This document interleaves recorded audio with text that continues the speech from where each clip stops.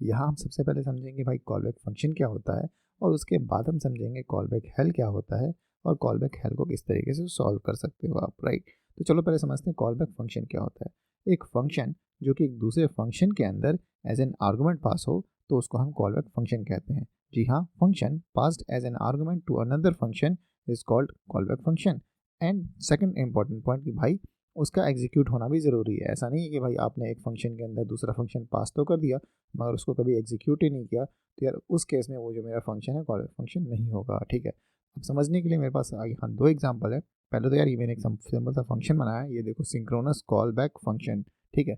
और ये as an argument, ये वाला फंक्शन एज एन आर्गुमेंट किसी दूसरे फंक्शन के अंदर पास हो रहा है। तो यहाँ फेच डेटा नाम का फंक्शन है और इसके अंदर ये synchronous callback function as an argument pass हो रहा है, ठीक है।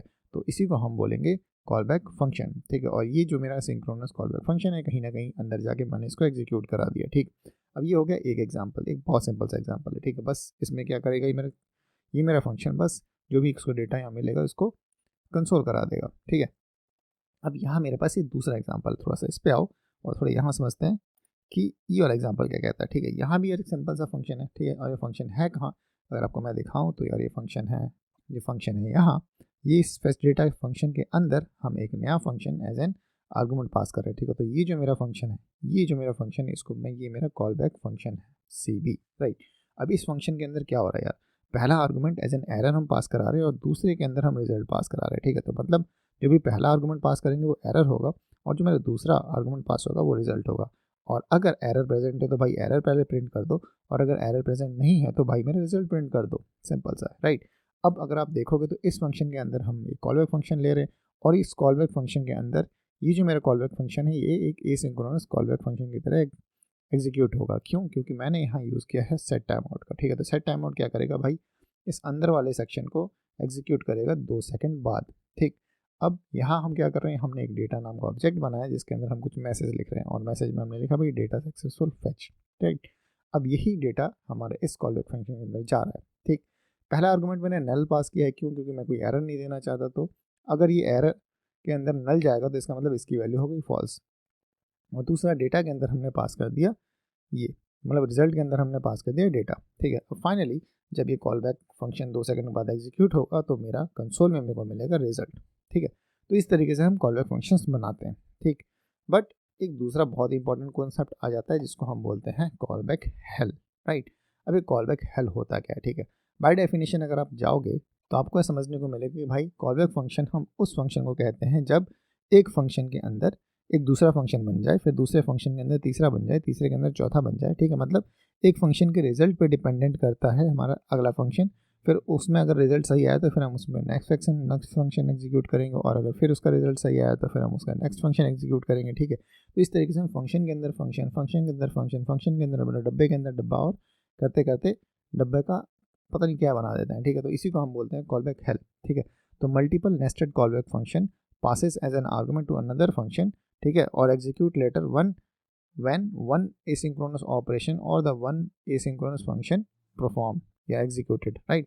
मतलब जब एक जो फंक्शन है, ठीक है, जब वो एग्जीक्यूट हो जाता है तो उसके एग्जीक्यूट के बाद फिर हम दूसरा फंक्शन चला देते हैं, ठीक है। तो दूसरा जैसे फंक्शन हमारा एग्जीक्यूट हो गया, ठीक है, मान लो ये वाला रिजॉल्व हो गया तो फिर हमने ये फंक्शन चला दिया अंदर, ठीक। और ये रिजॉल्व हो गया तो फिर हमने उसके अंदर ये फंक्शन चला दिया, फिर ये रिजॉल्व हो गया तो मैंने उसके अंदर ये फंक्शन चला दिया, ठीक है। और हर बार जो रिजल्ट है इस फंक्शन का रिजल्ट एज एन आर्गुमेंट हम एज एन आर्गुमेंट एक दूसरे फंक्शन के अंदर पास कर देते हैं, ठीक है। फिर जो इस फंक्शन का रिजल्ट है एज एन आर्गुमेंट फिर हम दूसरे फंक्शन के अंदर पास कर देते हैं, ठीक है। फिर इस फंक्शन का जो रिजल्ट है वो हम तीसरा फंक्शन बना के उसके अंदर पास कर देते हैं, ठीक है। तो इसकी ठीक, और इसी चीज़ को हम बोलते हैं कॉल बैक हेल। क्या बोलते हैं? Call back hello.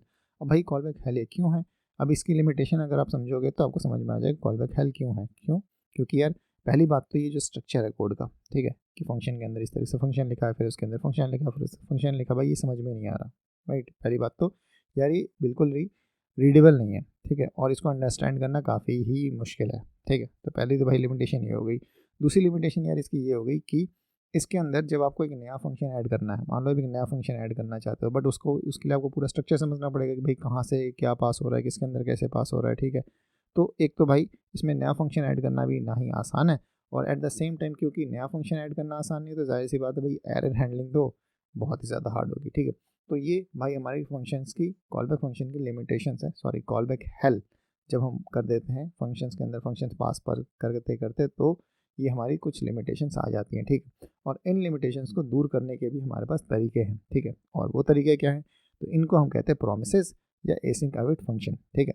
तो या तो आप प्रोमिसेस क्रिएट करो, अगर मान लो आप ये चाहते हो कि नहीं यार एक जो कंडीशन है उसके मेट होने के बाद अगर इसमें सक्सेस हो गया तो फिर मैं एक दूसरी कंडीशन चलाना चाहता हूँ, फिर उसके बाद अगर ये सक्सेस हो गया तो फिर मैं तीसरा चलाना चाहता हूँ, ठीक। अब इन सारी लिमिटेशंस को देखो करेगा ये भी यही जो यहाँ हो रहा है, ठीक है।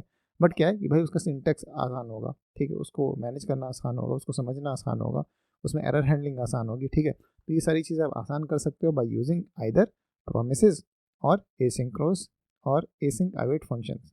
तो हम ये दो तरीके यूज़ करके इस कॉलबैक हेल वाली प्रॉब्लम को सॉल्व कर सकते हैं। और लास्ट में एक और बात, ठीक, वो क्या कि भाई हम इसी कॉलबैक हेल को एक और नाम से जानते हैं जिसको हम पिरामिड ऑफ डोम कहते हैं, ठीक है। तो अगर आपको कोई पिरामिड ऑफ डोम सुनाई दे तो भी इसका मतलब कॉलबैक हेल ही है, ठीक है। और अगर कॉलबैक हेल कोई पूछो तो आप बता सकते हो कि भाई कॉलबैक हेल क्या है।